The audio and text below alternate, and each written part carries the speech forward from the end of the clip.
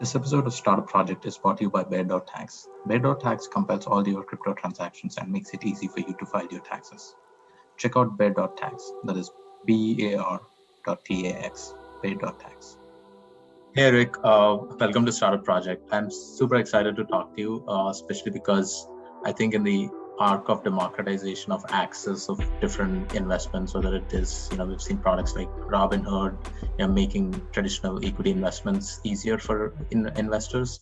And that's how I first encountered Alto IRA, where I wanted to have more control over my own IRA management. And I was super excited to see Alto IRA. Full disclosure, I do have a little bit of equity in Alto IRA via the equity crowdfunding campaign that you guys did. So doubly excited, both as a podcast host as well as someone who has a small equity in Alto IRA. But before getting into all that, I want to understand how and when you get started with Alto IRA and what is the motivation behind it. So first of all, Nataraj, thanks for having me on the show. I really appreciate it, and always happy to have an opportunity to talk about Alto, especially with, by the way, an investor. So thank you for having confidence in Alto and what it is we do and the product. For me, this process really started back in 2013, 2014, when I made my first self-directed IRA investment. And I'll sort of spare everyone the drama of the process, but let's just say it took 8 to 10 weeks to execute this investment that should take really like 8 minutes. It was incredibly annoying. It was overly complicated, took way too long, and it was hugely expensive. And I say that especially given the fact that I did all the work to make the investment happen, including finding the investment and then orchestrating the transaction. And so none of this actually made sense to me. I didn't understand why it took so long. I didn't understand why it had to be so complicated. I didn't understand why it had to be so expensive, given that I was the one that did all the work. And my first sort of thought was, well, maybe I just chose the wrong custodian, right? Like maybe when actually, if we take an even greater step back and up a level, I didn't even know if it was legal to use your retirement savings to invest in a private company. So the first thing I did was I went to Google and I literally searched invest retirement funds in private company. So then when I discovered that it was in fact legal, and I went about identifying a custodian, because you have to have a trust company and a custodian to custody these assets for you in your retirement accounts. I found a custodian that it sort of appeared to have some traction, right? And so I went through this experience, had this terrible experience it was terrible, and yet I wanted to do it more because I really wanted to use my retirement savings to invest in more private companies from a duration matching standpoint. And from a tax advantage potential return standpoint, I felt like this is what made the most sense for me and my financial future. And also understanding that these would be assets that would generate returns not correlated with the public markets. And so after this first experience, I decided I had to find a different custodian, because I was already not satisfied with my original custodian. And so the really long story made short is that I ended up making 3 different investments. I used 3 different custodians. Each time the experience was worse than the one before. And so at the end of all this, I sort of asked myself the question, is this a big market opportunity that no one's really focused on? Because it was 2013, 2014, ERISA was created in 1973, 1974. And apparently nothing had changed in the industry in the 40 years since.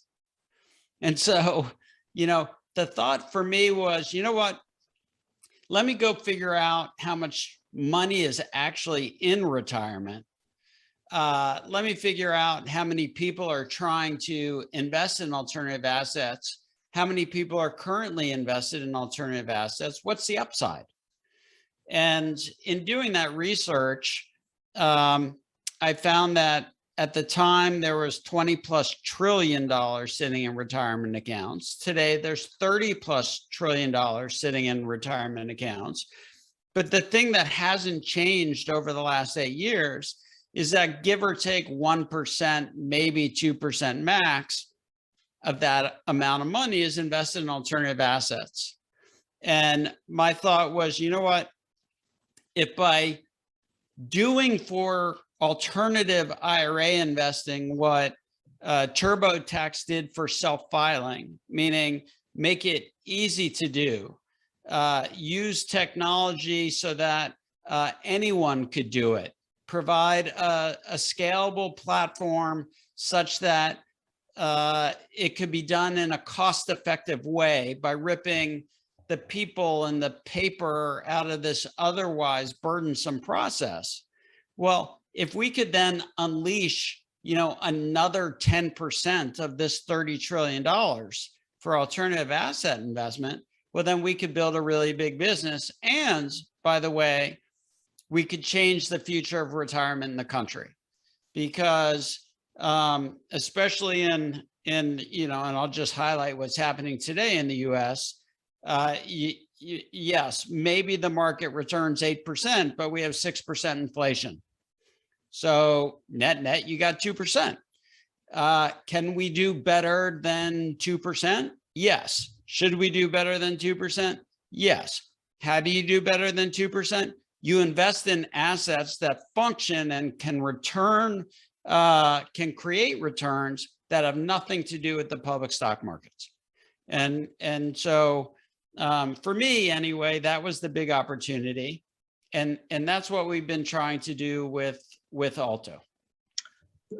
So there are a couple of things, right? One is a lot of people are not aware that you can use something like this to invest in other than the 20 mutual funds or the ETFs that your IRA provides, whether via your employer, which is probably the most majority use case for IRA at this point, right? It is almost ironical, because we always keep hearing that all information is out there and free. And if you really look into it, you can find this, but it's also hard to execute. It's one of those things always feels like it's made inaccessible by intention. And what was the main problem at that point when you figured out, when you went through this process? Like, what was the limiting factor? Why more people didn't use this opportunity? Like, what is the limiting factor? Is that the per transaction cost is way too high to execute this, or you have to do all this paperwork, which is tedious and cumbersome? So what are the couple of things that were really stopping individuals like you who are interested and who are trying to strategize their IRA for the long term? Because I think this method actually allows you to, something to do. And that is my personal motivation when I encountered Alto was, hey, if you really want to do a long-term bet, IRA is where you could do a long-term bet, right? Which could have exponential return. But you only have 20 options that are provided by your employer. So you're kind of limited, but you are told to think about long-term, but you can't really think about long-term and make those long-term bets. So what are those really 2 or 3 problems that were really limiting, and that, you sort of said, okay, these are the 3 things that we should first start with in Alto? Well, interestingly, in your question, you hit on all 3. So the first is education or knowledge. The second is complexity. And with complexity, I include just overall time suck. And then the third is cost. And interestingly, or maybe not so interestingly, they're all related. So I had been investing for 20 something years, And I had no idea that you could use your retirement savings to invest in an alternative asset. And when I talk about alternative assets, when the folks at Alto talk about alternative assets, we're talking about non-public, non-registered securities. So things like ownership interests in private companies, whether it's later stage private equity or earlier stage venture capital.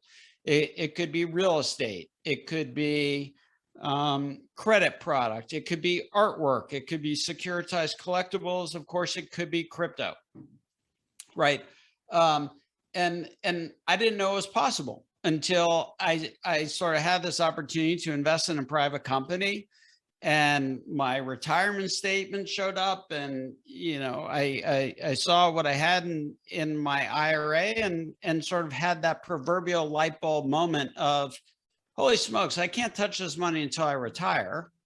And this is a long-term investment. This is the money I should use. But again, I didn't know if you could do that. So education and knowledge was the first part. What did I do? I went to Google to see if it was legal. What are your listeners going to do? They're going to listen to you in this podcast and know it's legal. So go to altoira.com and open up your IRA account now. How about that for a call to action? But so knowledge and education is the first part. The second part is the complexity of what used to be a paper burden process, which we've eliminated at Alto. Okay.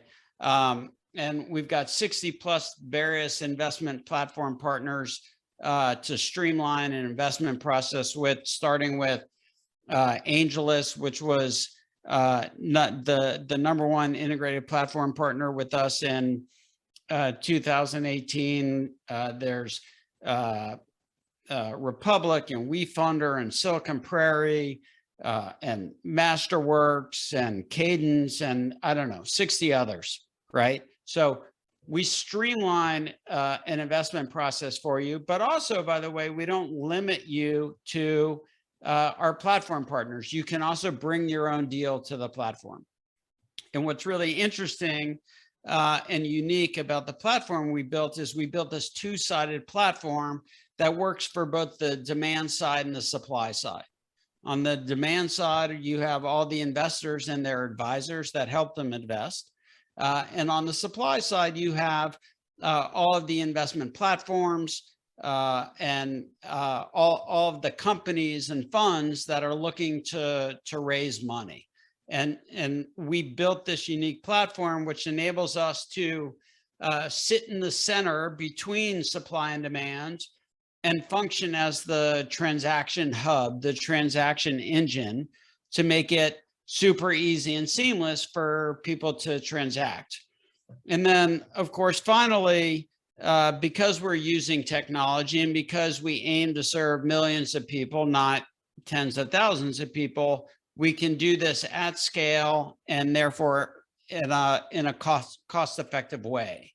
And so you no longer have to have $100,000 to make an investment out of your IRA. You can actually do it with as little as $100 on WeFunder, for example.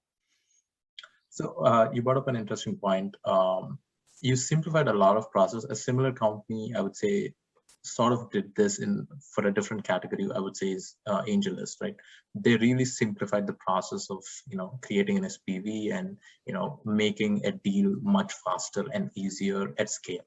I think if I can think of any other company that brought efficiency as innovation, which is what you're doing, in my opinion, is Angellist, because they've sort of democratized and gave access to essentially deal making, right? They did deal making at scale, and it almost now, I've heard stats like $2 billion flowing through Angellist last year.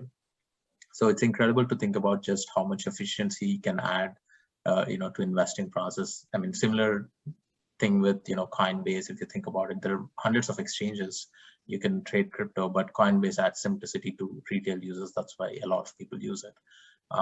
But one of the interesting things about Alto, I feel, is you're in the cross section of so many partnerships. and you work with Angellist Republic, VFounder, all kinds of different asset Coinbase and Coinbase.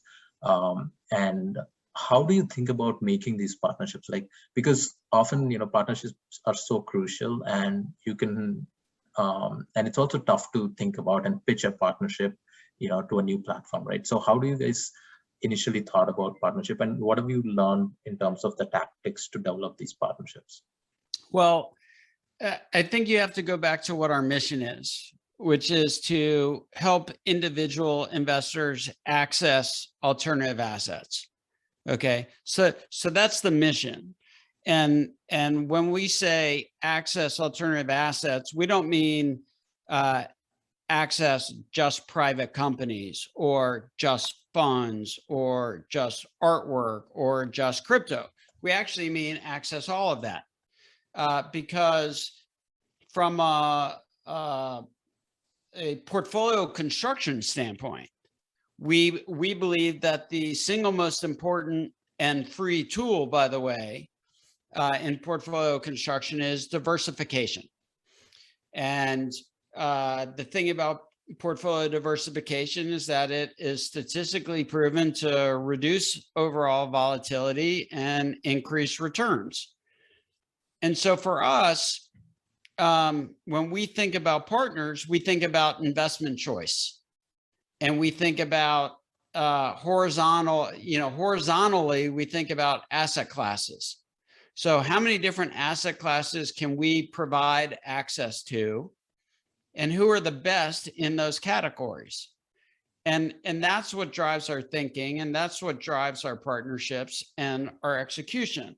And one of the things, I'm old enough to believe in is that, especially in building a new company from scratch and sort of transitioning from startup into high growth. Yes, you have to work hard, and yes, you have to be smart, and yes, you have to be good and all of those things, but you also have to get lucky now and again. And we've gotten lucky a couple times. And the first time that I really think we got lucky was in our initial meeting with the folks at Angellist. And after an hour-long conversation explaining how what we were doing could be a game changer in the industry and was unique and technology driven, they said, "Yeah, we agree. Let's integrate." And so then once we were integrated with Angellist, that was kind of like a calling card for, and quite frankly, a stamp of approval at the time for all the other investment platforms that were popping up and growing and creating this new ecosystem, which really supports what I like to call the fractionalization of securitization. And I say that mostly because it rhymes and it makes me sort of giggle every time I say it. But another way to think about it is the fractionalization of ownership, right? We can each now own a small piece of what can be a really high return sort of categorized asset, whether it's a piece of art or an antique automobile or a piece of real estate or an investment in a fund. I no longer have to show up with $100,000 to make that investment and be qualified. I could have $100 or $1,000 or $10,000, whatever it may be, and I can buy as much as I want, right? And by the way, I don't have to bet it all on one asset. I can diversify across a whole lot of assets, and I can even diversify within an asset class. So, for example, you may want to hold 10 or even 20 different crypto assets, right? And by the way, if you look at our customers and if you look at the aggregate crypto asset portfolio across the Alto IRA customer base, what you'll see is, yes, not too different probably from rest of the world, about a third hold Bitcoin, a little less hold Ethereum, maybe somewhere between 25 to 30%. Maybe 15 to 20% are holding Solana. And then there is a huge long tail of all the other assets that are held, right? And it's really quite significant. But point being, you can build this diversified portfolio within crypto, and then you can build a diversified portfolio within artwork, and in funds and company investments. And so not only do you have diversification within an asset class, you can also have diversification across asset classes. And that, I think, is incredibly important and incredibly unique to today's day and age. I think that diversification point, there's also a little bit of nuance, because in traditional diversification of, let's say, an S&P diversification, or let's say, in my perspective, because I moved from India to US and I'm an immigrant, so you could technically invest in Indian equities, sort of like a diversification. That's like first level of diversification. But the thing is, we are so diversified in equity markets today is that they're all correlated. Like, you don't have to have exposure to Indian markets because they're almost running correlated to your US equities. So that diversification on level one is actually not working out, because they're all so correlated, because if something happens in the US, the markets in India react and everywhere else also reacts. So that diversification actually doesn't work anymore. Another interesting point is, when I was following Alto IRA for a couple of years from 2018, the real aha moment stuck to me, as well as you mentioned, is when you integrated with Angellist. I think that's the product market fit use case I thought was for Alto at that point of time when you first integrated.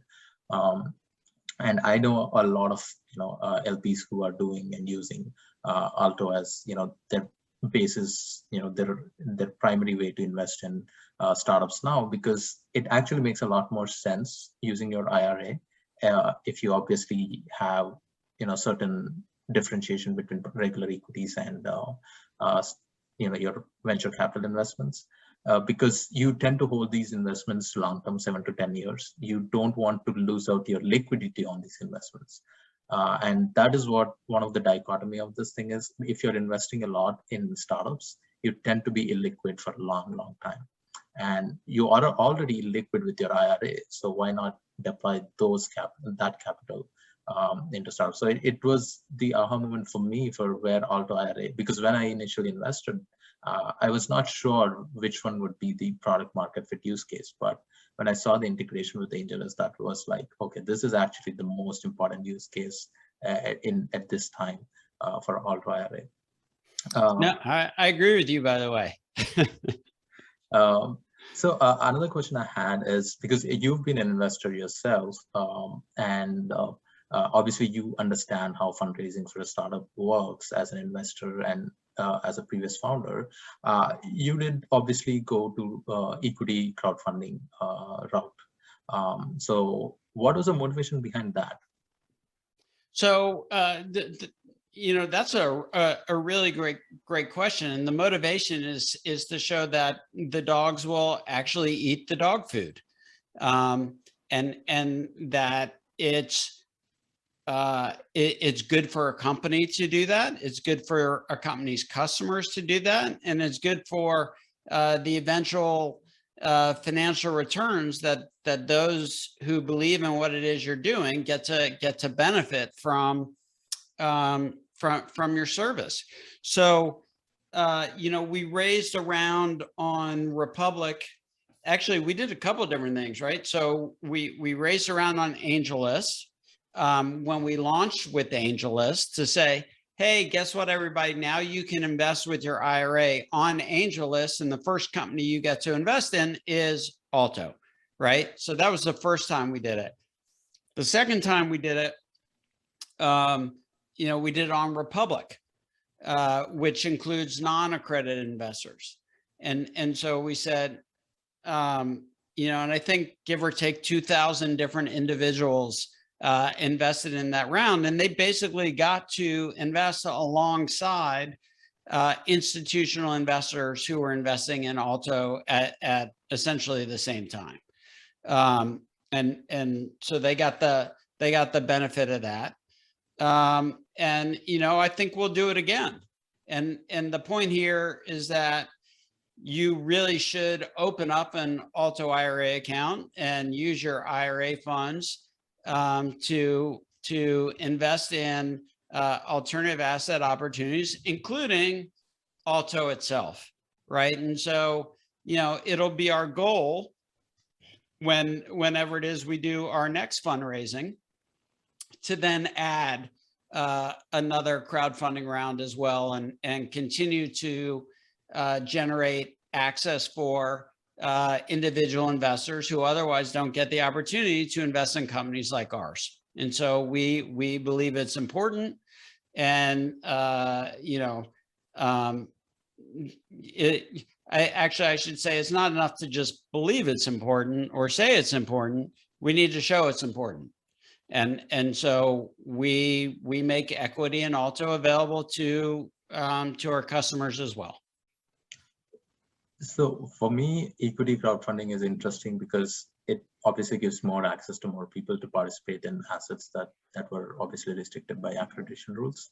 But if you think about it, for you, Alto IRA, there are a set of companies for which equity crowdfunding can be a great way to acquire customers in an almost negative CAC, because you're not spending anything in marketing. In return, you're getting capital to fund your operations. Obviously, you're diluting equity, but that is a equity that you could otherwise dilute anyways, right? So if you are taking out a portion of the equity raise and you're giving it to through crowdfunding campaigns, that's an interesting way to almost not spend money on marketing and get a strong user base. And if there are competing user base or products, I would stick to Alto because I have small equity. I want you guys to succeed, and there's a positive sum game for the customers as well. So there's an interesting dynamic for a certain set of companies, which is really playing out very well in equity crowdfunding campaigns. But we're still waiting to see a big exit from Republic or WeFunder, where we see sort of like a venture returns, sort of to validate that opportunity, where I think more people will start adopting both Alto IRA and also Republic and others. The other thing I want to jump in there for a second. I think those big exits are coming. These aren't short-term investments, right? They are 7 to 10 year investments, and we're really only 5 years into equity crowdfunding. So I think it's appropriate to remind everyone that it doesn't happen overnight. Yes. It's a 10-year overnight success is what happens, right? Yeah. And so, Mercury, so I was actually talking to Ahmad a couple of days ago. Mercury did a round on WeFunder subsequent to their big, I think, $120 million round, right? And I feel strongly that Mercury is gonna have a good exit at some point, depending on how he wants to grow that business and continue to go forward. And I feel similarly for Alto investors and those who invested in the Republic round, and whenever it is we do our next round and make more equity available to Alto IRA customers, I feel like we're on the right track as well. And Mercury and Alto aren't the only two companies that are going to end up with successful exits. I think there will. I know there are others, but what I would remind everyone is 5 years is too early to judge. And, you can look at the best venture capitalists in the world, right? And, it's a percentage of the portfolio that drives all of the returns. And that actually speaks to the point about portfolio diversification. You can't just bet on one company. You need 10 companies or 50 companies, right? And that's the thing about technology today, is that you can build a portfolio of 10 or 50 companies with whatever amount of money that you have available to you. And remembering that diversification is key is the real driver there. Another company that comes to my mind on Republic is CERE Network, which is one of the, I think, top 10 or 20, which is also did an equity crowdfunding, I believe is at more than 50x based on the numbers that I've seen at least. So there are some really good startups that have actually been crowdfunded, and will, I think, and even for that matter, if you see where Angellist growth happened in last 2 years, that is because of the investments that happened probably 7-8 years coming as exits in the form of Airbnb, Uber, and basically all the IPOs went really last 2 years, which sort of brought all this new LP money into Angellist as well. That's right. So another interesting thing that I wanted to talk to you about, probably you're the best person to talk to you about this, is what Peter Thiel did with his IRA, and it sort of made for really catchy headlines, recently, and sort of captured attention of a lot of people because a lot of numbers were involved in how he converted a very small amount into a very large amount over 30 years. But it's actually a great a way to show the value you could create from even using Alto IRA is that you could make these long-term bets, and you could, see it play out over 30 years. And I'd love to know what your take on it is. Well, my first take is, I'm not 100% clear on the details of like how he got his PayPal stock into his. He did a Roth IRA, and I don't know what the mechanics of getting his PayPal founder shares into his Roth were, so I can't comment as to whether or not that was legal or not legal, and I therefore don't have an opinion. My assumption is that if it wasn't legal, then the IRS would have done something, way back when, or rather than Congress planting articles about it in magazines, they would actually have someone in an appropriate authority position go sort of explore it. Or maybe they just missed it and they're beyond the statute of limitations and couldn't do anything about it. I don't know. But what I do know is that once the money was in his Roth IRA, he made a series of really smart investments, including a $500,000 investment in a Roth IRA into Facebook, which turned into give or take $1 billion. And then he made a series of additional smart investments from there. I mean, I've never met Peter Thiel, but he's clearly a smart investor. And his Roth IRA account demonstrates that. And so because it's in a Roth, it is tax-free. It's tax protected. And when he, reaches retirement age at 59 and a half or whatever it is, if he chooses to distribute that cash out of his IRA, he gets to distribute it tax-free without taxes.